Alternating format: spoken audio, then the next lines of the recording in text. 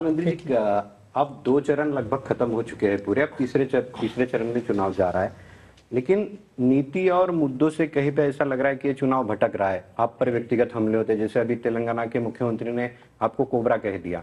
हमारे यहाँ संजय राउत है, उन्होंने रावण कहा था। औरंगजेब का जन्म आपके गांव के पास हुआ है। कई सारे वीडियो आते हैं जिसमें होता है कि टुकड़े टुकड़े कर देंगे। तो आप इन बयानों को कैसे देखते हैं? मुझे चिंता ये है कि डिक्शनरी की सारी गालियां खत्म हो गई। अब ये बेचारे करेंगे क्या? तो अब उनको कोई रिसर्च टीम बनानी पड़ेगी कि भाई मोदी के लिए कोई नई गालियां खोजो।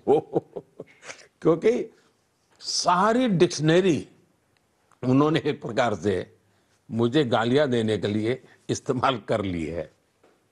और हो सकता है कि Guinness book of world record बन जाएगा कि एक व्यक्ति को सार्वजनिक जीवन में इतनी भद्दी, इतनी ज्यादा, इतनी बार गालियां खानी पड़ रही है।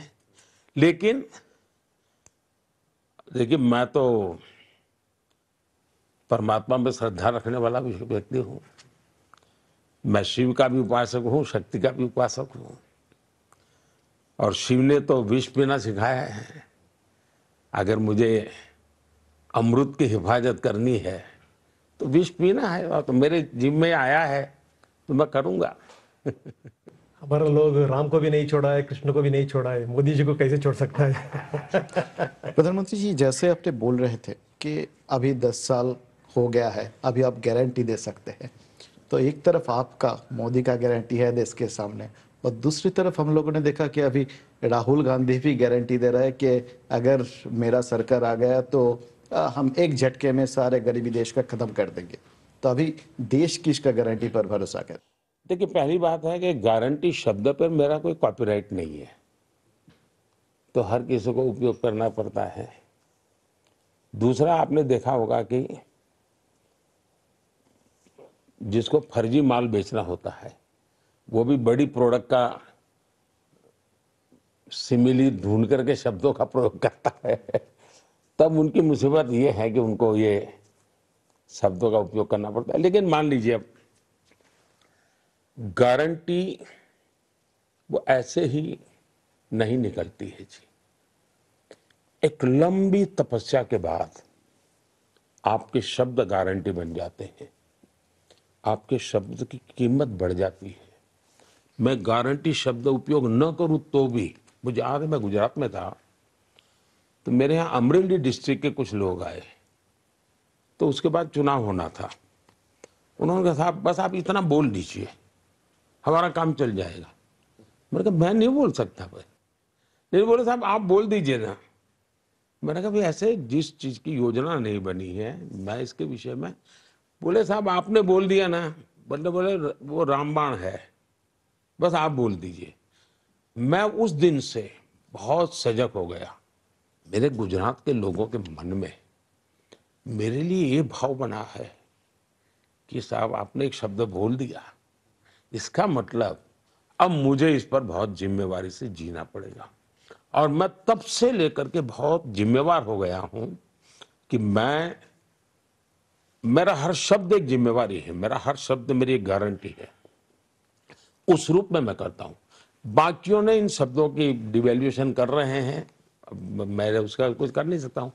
लेकिन कोई मुझे बता दे साहब, उनके नाना परनाना, आप उनके भाषण सुन लीजिए लाल किले पर, गरीबी की बातें की है।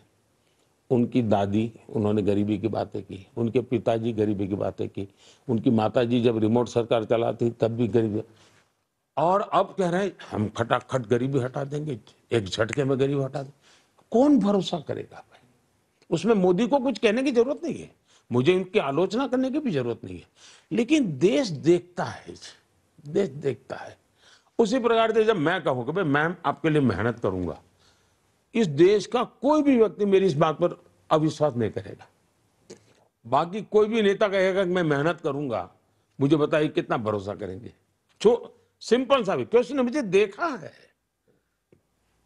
उसको उसको पूछना यार, मोदी कह रहा है करेगा मेहनत, पूछना नहीं पड़ता है। तो मेरा जीवन, मेरी वाणी और मेरी गारंटी, ये सब एक सूत्र में है जी। ये हवा में से निकाला हुआ भाव नहीं है। और मैं जब कहता हूं मुझे करना है, अब जैसे मैंने 2014 में कहा कि मैं गरीबों के लिए घर बनाऊंगा, तब मुझे बहुतों ने कहा साहब कितना पैसा लगेगा, कैसे करोगे? मैंने कहा भाई देखिए भाई, देश की इकोनॉमी का एक ड्राइविंग फोर्स बनेगा, क्योंकि जब गरीब का घर बनाता हूँ तब ईंटें बनाने वाला कमाता है, सीमेंट बनाने वाला कमाता है, रोजगार मिलता है, फर्नीचर बेचने वाला कमाता है, यानी एक प्रकार से इकोनॉमी का मैं ड्राइविंग फोर्स, उसमें मैंने पूरा एक चित्र खाका तैयार किया। 4 करोड़ घर बना दिए, दे दिए। कुछ राज्य सरकारों का बड़ा ठंडा रिस्पांस रहा तो मेरी अपेक्षा से कम हुआ।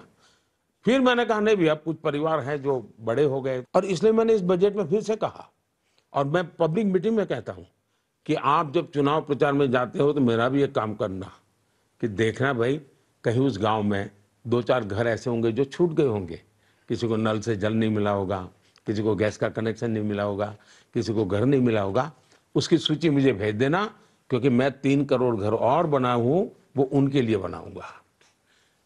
यानी पक्का रोड मैप है, तब जाकर के गारंटी पे भरोसा होता है।